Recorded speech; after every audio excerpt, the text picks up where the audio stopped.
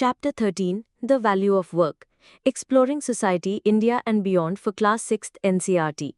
Chapter 13 The Value of Work. Children, today we will discuss something that is a part of each one of our lives work.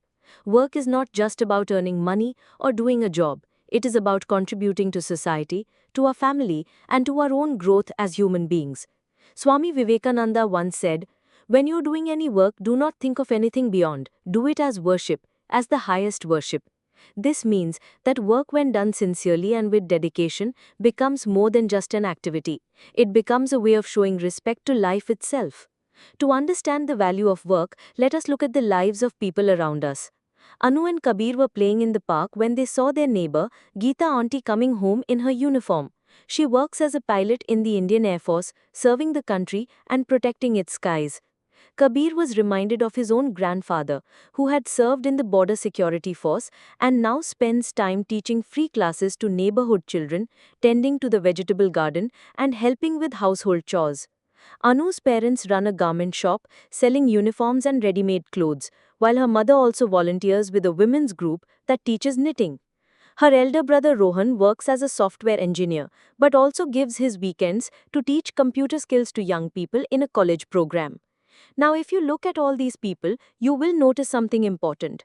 Everyone is doing different kinds of work, but every kind of work has its own value, whether it is earning a salary, running a business, growing food, or simply teaching others for free. Work can be divided into two broad categories: economic activities and non economic activities.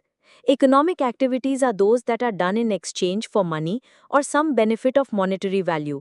For example, a farmer selling crops in the market, a lawyer charging a fee for his services, a driver transporting goods, or workers in a factory manufacturing cars.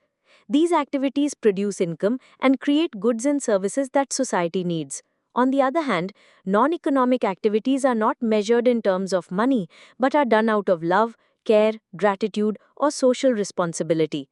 When parents cook food for their children, when a young person takes care of grandparents, when neighbors come together to clean their locality, or when volunteers plant trees, these are all non economic activities.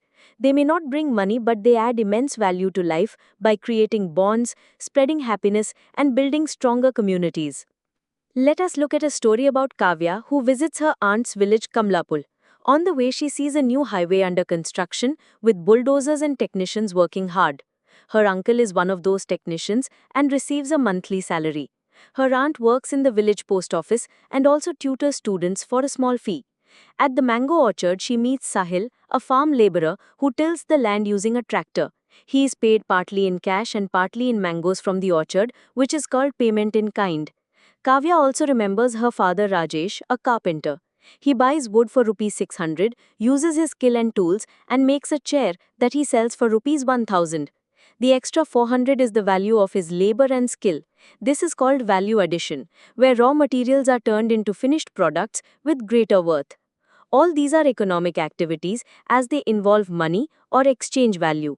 But children, non-economic activities are just as important. In our culture, we have the tradition of seva or selfless service. In Gurudwaras, langars serve food freely to all who come, regardless of caste, class, or religion. In temples, prasad is distributed as a gesture of gratitude. During the Swachh Bharat Abhiyan, citizens across the country came together to clean streets, parks, and neighborhoods, not for money, but for the common good. Similarly, during Van Mahotsav, people plant trees in large numbers, protecting the environment for future generations. At festivals too, neighbors decorate spaces, cook meals, and share joy. These are all non-economic, yet they strengthen society and make life meaningful. Think also about your own family. When your parents help you with homework, when your grandparents tell you stories, when your elder sibling teaches you a new game, these are not paid activities, but they shape your personality and bring joy. Imagine a world without non-economic activities. No one would help each other unless money was involved. Life would become mechanical and selfish. This is why, though non-economic activities are not counted in money, they are priceless in value. So children, what have we learned today? Work is of many kinds and every type has its value. Economic activities create income and wealth by producing goods and services, while non-economic activities create love, care, and social welfare. Both are equally important for society. Economic activities keep the economy alive, while non-economic activities keep humanity alive. Together, they form the foundation of a balanced and meaningful life.